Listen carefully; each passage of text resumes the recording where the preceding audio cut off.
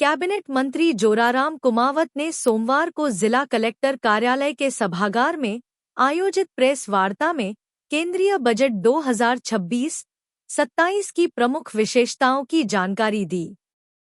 उन्होंने बजट को विकसित भारत की दिशा में ऐतिहासिक कदम बताते हुए कहा कि यह बजट देश के समग्र विकास और आम नागरिक के कल्याण को केंद्र में रखकर तैयार किया गया है।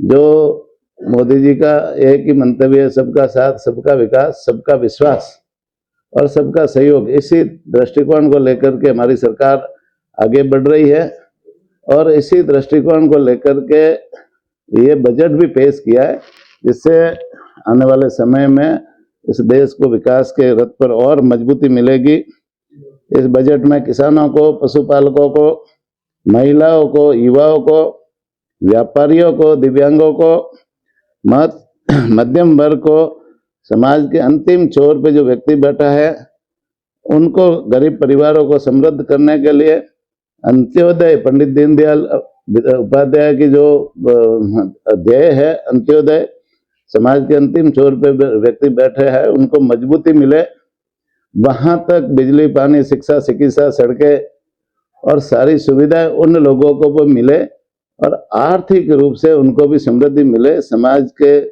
अंतिम छोर पे व्यक्ति का विकास हो।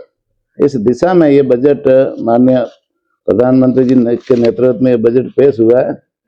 अभी अपन बात करें तो मध्यम वर्ग के लोगों के लिए भी इसमें बहुत सारी योजनाएं समावित की है। जो स्वास्थ्य के क्षेत्र में अपन बात करें तो दवाओं में लगने वाले शुल्क में कटौती की गई है। कैंसर के इलाज में उपयोग आने वाली 17 दवाओं पर कस्टम ड्यूटी शून्य करने का काम भी इस बजट में किया है।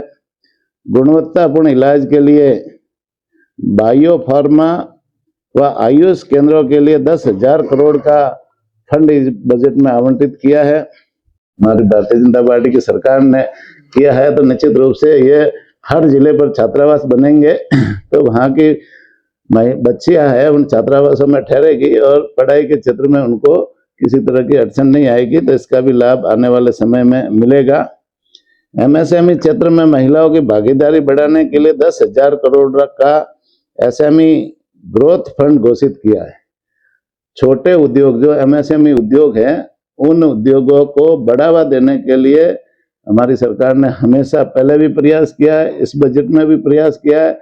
छोटे उद्योगों में महिलाओं की भागीदारी कैसे बढ़े, तो इस दिशा में भी इस बजट में प्रावधान रखा है और 10,000 करोड़ रुपए का प्रावधान इसमें किया है। महिलाओं को वैसे हमारी सरकार ने हमेशा बढ़ावा देने का काम किया है, चाहे वो लखपति दीदी के मामले में हो, पशु सखी के मामले हो या डॉन दीदी का मामला हो, हर तरह से महिला के सशक्तिकरण के लिए हमारी सरकार ने काम किया है। अभी लखपति दीदी की सफलता को देखते हुए महिलाओं को आजीविका से बढ़ाकर बिजनेस वुमन बनाने की दिशा में योजना शुरू की जाएगी, जिसमें वे उनकी अच्छी व सफल उद्यमी बनकर अपने परिवारों को आगे बढ़ाने में मदद उनसे मिलेगी। तो महिलाओं को एमएसएमई उद्योग में जिस तरह से लखपति दीदी की सफलता हुई है, उसी तरह से अब महिलाओं को उद्योगों में भी भागीदारी मिले, उनको उद्योगों के मामले में वो आगे बढ़े, इस दिशा में भी सरकार प्रयास कर रही है।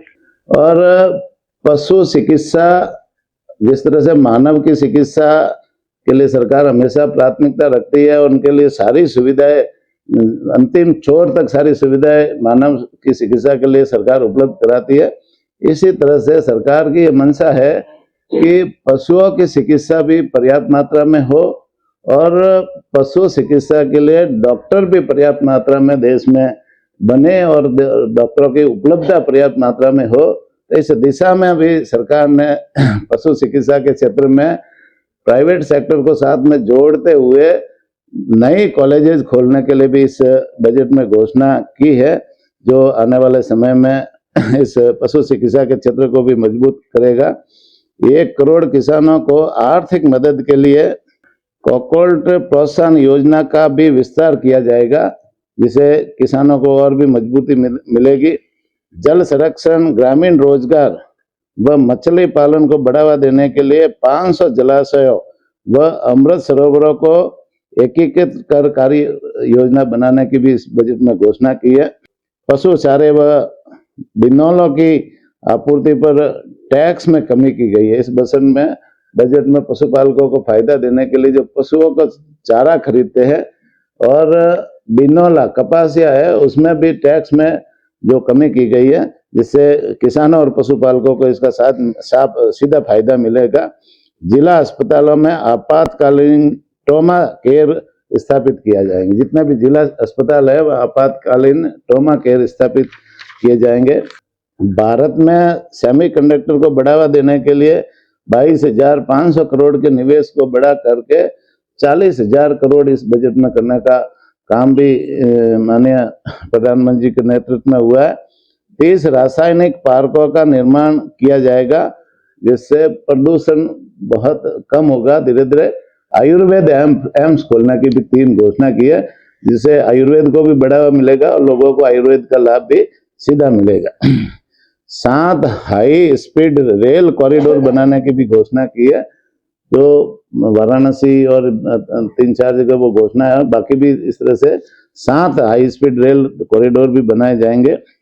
विदेशी व्यापार को बढ़ावा देने के लिए कई तरह की छूट भी इस बजट में दी गई है और 200 पुराने उद्योग समूह को पुनर्जीवित करने की भी इस बजट में घोषणा की है।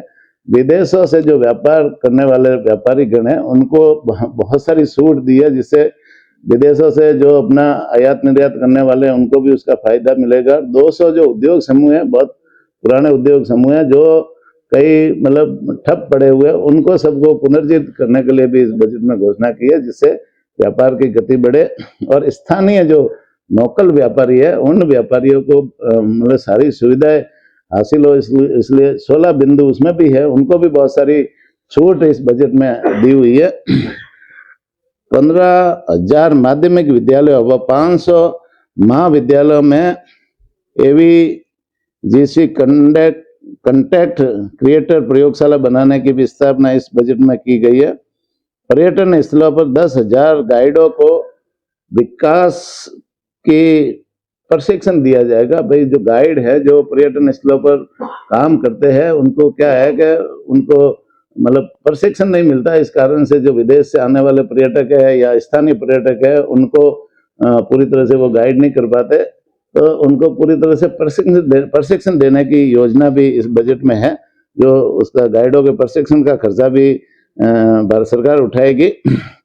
दिव्यांगों के कौशल विकास व प्रशिक्षण व उद्योगों के माध्यम से आजीविका के अवसर दिए जाएंगे। पात्र दिव्यांग को उच्च गुणवत्ता वाले उपकरण दिए जाएंगे। तो दिव्यांगों के लिए भी इस बजट में घोषणा की है। तो निश्चित रूप से बजट में बहुत सारी जो घोषणाएं हर वर्ग के लिए सभी वर्गों को समाहित करते हुए इस बजट में माननीय प्रधानमंत्री जी के नेतृत्व में वित्त मंत्री जी ने की है।